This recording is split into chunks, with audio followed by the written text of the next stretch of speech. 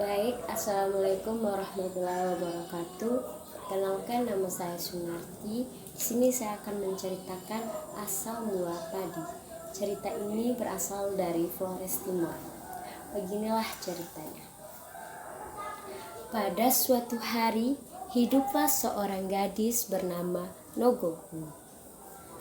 Nogogunu mempunyai 7 orang saudara laki-laki. 7 orang saudara laki-laki Nogogunu bekerja di ladang untuk mencari bahan pangan. Sedangkan Nogogunu berdiam di rumah dan menyiapkan makanan untuk saudara-saudaranya. Nogogunu mempunyai paras yang cantik dan juga anggun. Tahayal, seluruh pemuda berdatangan untuk melamar Nogogunu. Namun sayangnya lamaran-lamaran tersebut selalu ditolak oleh Nogogunu.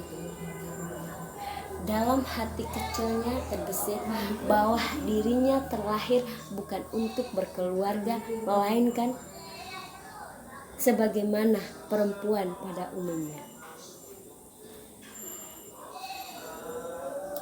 Hingga kemudian tibalah masa pancaklik yang berkepanjangan yang menyerang desa.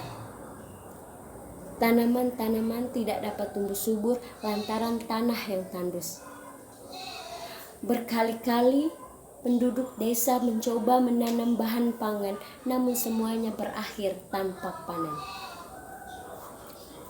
Termasuk ketujuh saudara Nogogunu yang mulai frustasi karena bercocok tanamnya tak membuahkan hasil. Di suatu malam, Nogogunu bermimpi.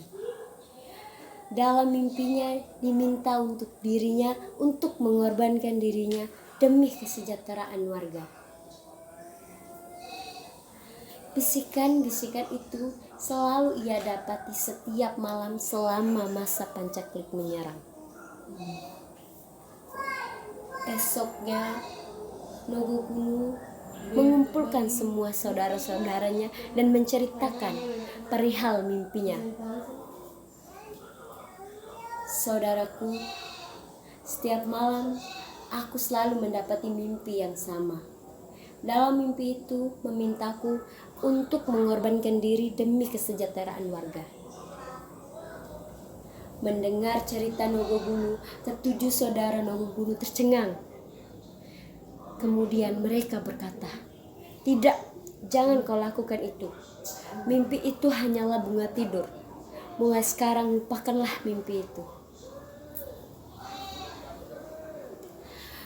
Beberapa hari berlalu, pasokan makanan mereka sudah habis. Mereka tidak dapat membuat makanan lagi. Kelaparan bercampur rasa frustasi menyerang mereka. Sehingga mereka berkumpul untuk beremuk masalah kelaparan ini. Nogogunu kemudian menawarkan solusi dan meminta mimpinya untuk direalisasikan. Mengingat kondisi yang semakin sulit, ketujuh saudara Nogogunu mulai memikirkan dan mau merealisasikan mimpi Nogogunu. Kemudian mereka berkata, "Baiklah adikku, jika memang itu keinginanmu, maka permintaanmu itu akan kami kabulkan." Nogogunu merasa sangat senang mendengar jawaban dari saudara-saudaranya. Sementara Nogogunu pun berpesan kepada saudara-saudaranya, kelak kalau dia mati, tubuhnya dipotong-potong kemudian disebarkan ke seluruh ladang yang ada. Permintaan tersebut dikabulkan. Persiapan pengorbanan sudah siap. Namun begitu, tidak ada satupun saudara Nogogunu yang bersedia menghunuskan parang ke leher Nogogunu.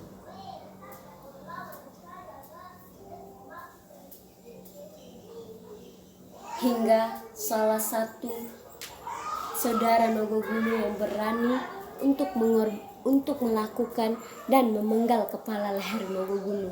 Seketika itu juga Nogogunu pun mati. Melihat itu, ketujuh saudara Nogogunu pingsan dan tak sadarkan diri melihat kesadisan yang mereka lakukan terhadap adiknya.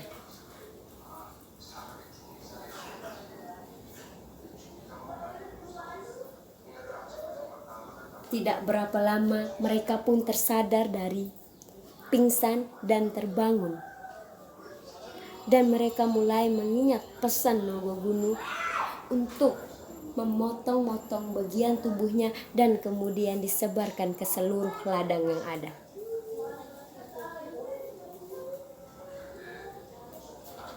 Potongan-potongan tersebut kemudian disebarkan ke seluruh ladang. Tak berapa lama berlangsung, tumbuhlah padi di ladang. Saudara Nogogunu pun senang karena pengorbanan yang dilakukan oleh Nogogunu tidaklah sia-sia. Mereka meyakini bahwa mimpi yang didapat oleh Nogogunu adalah pesan dari Sang Yang Maha Kuasa.